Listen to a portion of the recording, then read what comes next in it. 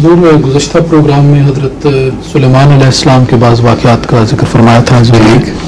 انگلستان سے دوست لگتے ہیں کہ اس تشریح کو سن کر ان کے بچوں کو ایک سوال پیدا ہوا ہے کہ جب اللہ تعالیٰ نے اپنے لیے سنت بنائی ہے یا قانون بنایا ہے اور ہر فعل اللہ تعالیٰ اپنی سنت کے مطابق ہی کرتے ہیں, کرتا ہے, تو پھر حضرت عیسیٰ علیہ السلام کی پیدائش بغیر باپ کے کیسے ہو گئی؟ وہ بھی سنت کے مطابق ہے. قرآن کریم نے توجہ دلائی ہے کہ آدم کی پیدائش کیسے ہوئی. اگر اس کو مٹی سے آغاز سمجھیں اور یہی اول مقصود ہے تو اس کا نہ کوئی باپ تھا نہ ماں تھی.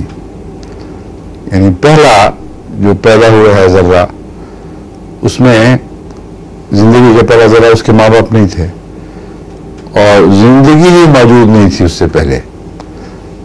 تو قدرت کاملہ سے اللہ نے زندگی کو اس طرح پیدا فرمایا ہے. اس لیے اگر تمہیں مسیح کے بے باپ ہونے پر تعجب ہے تو یہ قدرت کے خلاف نہیں ہے.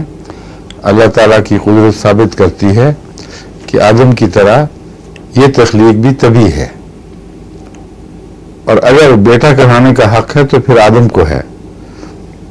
اس لیے اگر تخلیق اول نے آدم سے مراد جو ہم سمجھتے ہیں کہ مادی نقطہ نگاہ سے زندگی کے تعلق میں جب بحث ہوتی ہے تو تخلیق اول ہی کو آدم کہا جائے گا, کیونکہ اس سے آدم کا بننے کا آغاز ہوا ہے.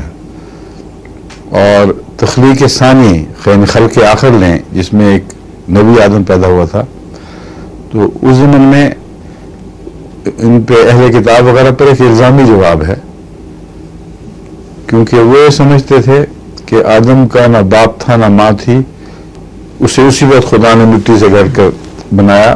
بات وہیں پہنچتی آخر مٹی سے بننے کی, لیکن ان کا تصور یہ تھا اور مسلمہ تھا کہ اس آدم کا نہ ماں نہ اس کا باپ, اور وہ اگر قدرت کے قانون کے خلاف نہیں ہے تو عیسیٰ اور اس کو اگر باپ کہلانے کا حق نہیں اور خدا کا بیٹا کہلانے کا حق نہیں تو عیسیٰ علیہ السلام کیسے ہو گیا؟